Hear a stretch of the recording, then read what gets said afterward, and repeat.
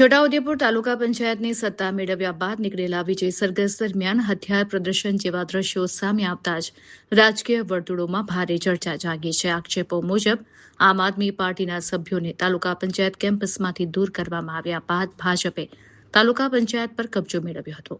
ત્યારબાદ વિજય ઉજવણી માટે ભવ્ય સરઘસનું આયોજન કરવામાં આવ્યું હતું. સરઘસ દરમિયાન જશુ રાઠવા બંદૂક સાથે જાહેરમાં જોવા મળ્યા હોવાના દ્રશ્યો સામે આવ્યા છે. આ સાથે જ ગળામાં કારતૂસો પહેરી ભર બજારમાં સરઘસ કાઢવામાં આવ્યું હોવાના આક્ષેપો થઈ રહ્યા છે. આ પ્રસંગે ઉમેશ રાઠવા, બરોડા ડેરીના ડિરેક્ટર સંગ્રામસિંહ રાઠવા સહિત મોટી સંખ્યામાં કાર્યકરો અને સમર્થકો ઉપસ્થિત રહ્યા હતા. આ સમગ્ર ઘટનાને લઈને વિસ્તારમાં અનેક પ્રકારની ચર્ચાઓ ચાલી રહી છે. જોકે આ મામલે સત્તાવાર રીતે કોઈ કાનૂની કાર્યવાહી થઈ છે કે નહીં તે અંગે હજી સ્પષ્ટ માહિતી સામે આવી નથી.